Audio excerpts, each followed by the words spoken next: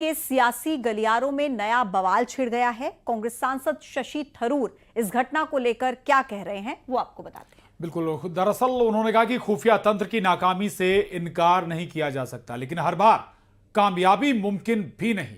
शशि थरूर का यह बयान आया तो कांग्रेस के ही उदित राज भड़क गए। पहलगाम हमले के बाद देश की राजनीति में भी जबरदस्त आक्रोश की लहर है,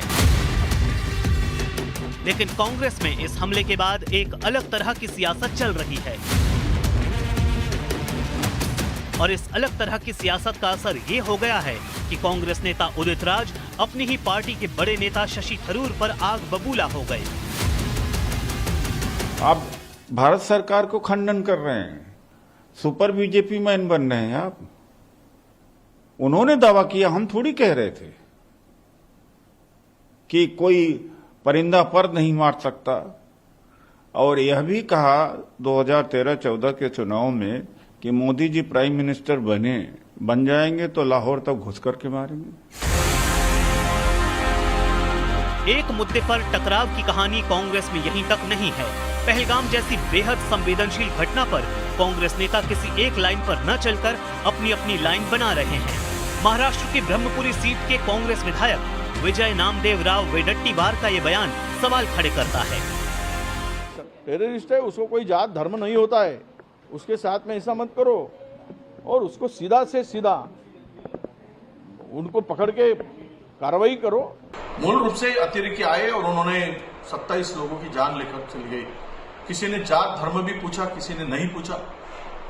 अगर ये पूछा गया है तो इसका मतलब यही है कि देश को अस्थिर करने के लिए, देश में दो समुदायों को, दो धर्मों को आपस में लड़ाने के लिए और देश का नुकसान करने के लिए उनकी मंशा हो सकती है। विजय वडेट्टीवार ने पीड़ितों के उस बयान को खारिज कर दिया है जिसमें उन्होंने कहा कि आतंकियों ने उनका धर्म पूछकर गोली मारी थी।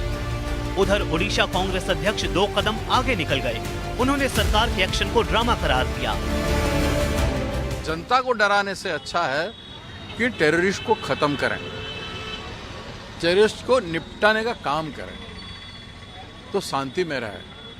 पुलवामा के बाद ये रिपीटेशन क्यों हुआ? आज भी उस तरह की ड्रामाबाजी चल रहा है क्या? ऐसे तरह से चलता रहेगा? मानवता के साथ, इंडियन लोगों के साथ, भारतीय हिंदू के साथ क्या इस तरह से खेला जाएगा? ऐसा नहीं होना चाहिए।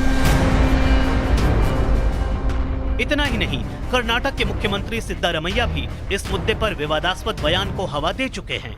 यही वजह है कि बीजेपी को कांग्रेस नेताओं को घेरने का मौका मिल गया है।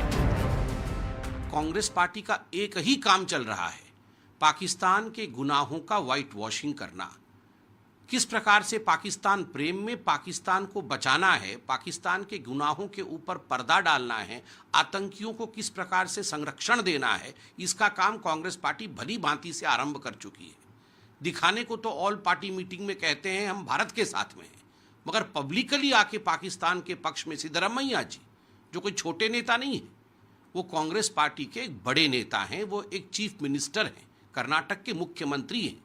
और सिद्धरमैया जी जब ये कहते हैं कि युद्ध नहीं होना चाहिए, पाकिस्तान के ऊपर आक्रमण नहीं होना चाहिए, क्यों? आपको इतनी हमदर्दी क्यों है पाकिस्तानियों के साथ? आतंकवादियों के साथ आप एक क्यों हो गए हैं? आतंकियों की भाषा क्यों बोल रहे हैं? हम यही अपेक्षा कांग्रेस से भी कर रहे थे। उनका स्टेटमेंट हमने सुना,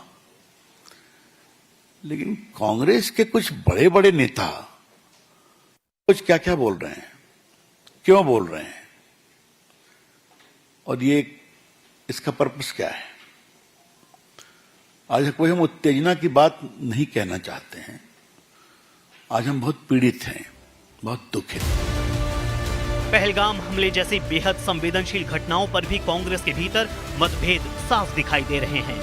बयानबाजी की इस राजनीति ने विपक्ष को खुद अपने ही बयानों से कटघरे में ला खड़ा किया है और बीजेपी को कांग्रेस पर हमला करने का बड़ा मौका मिल गया है। यही वजह है कि आने वाले वक्त में सियासी लपट और तेज हो सकती है। और बड़ी खबर है, बता दें आपको कि एक नया वीडियो आने के बाद एनआईए का एक्शन बढ़ गया है। जिपलाइन ऑपरेटर को हिरासत में लिया गया। सूत्रों के हवाले से